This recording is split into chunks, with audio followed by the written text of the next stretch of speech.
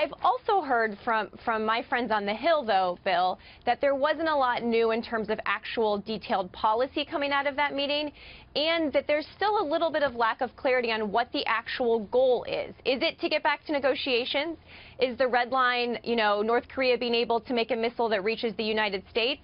I think there's still a lot of unanswered questions about what the strategy is here, beyond sort of this general notion that North Korea is an urgent problem, which is not in any way breaking news. Well, there's, to your point, look at the New York Times headline today. And the headline says, the drumbeats don't add up to imminent war with North Korea. But James Mattis is a man that has respect across the board.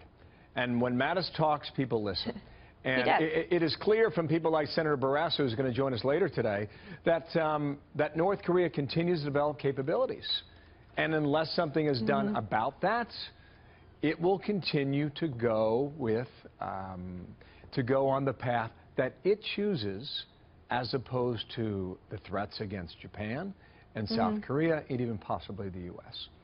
So that's the key question, right, Bill, is how do you prevent North Korea from continuing to go down this very dangerous path?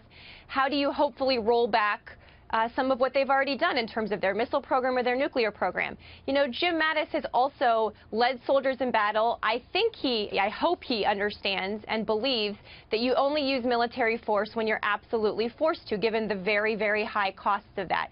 And it seems to me like the Trump administration is putting out signals that they want to get back to diplomacy.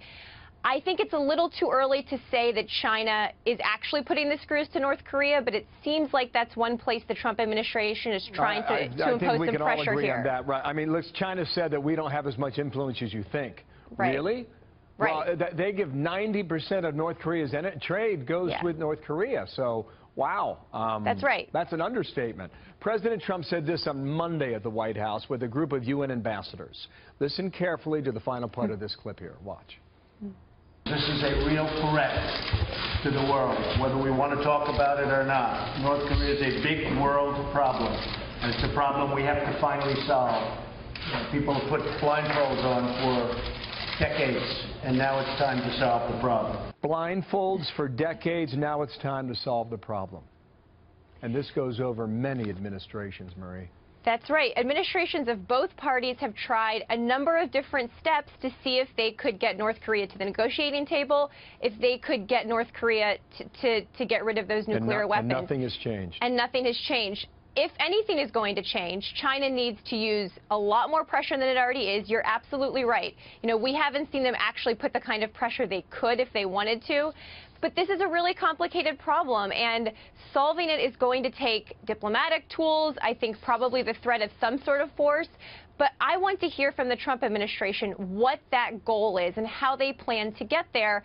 I'm not sure they know yet, and that worries me a little bit, that they're having these big briefings that they sort of tout in the press as big strategic meetings. Chris Coons, without Democrat, a lot coming out of Delaware. This session was clear-eyed, it was sober, it was serious. Sure, but he also didn't say that they put forward any specific policies or proposals, and I heard that actually across the board from some Republicans and Democrats coming out of that meeting. Sober, serious, those are all good things when you're talking about the threat from North Korea. The next step, though, is what's the plan?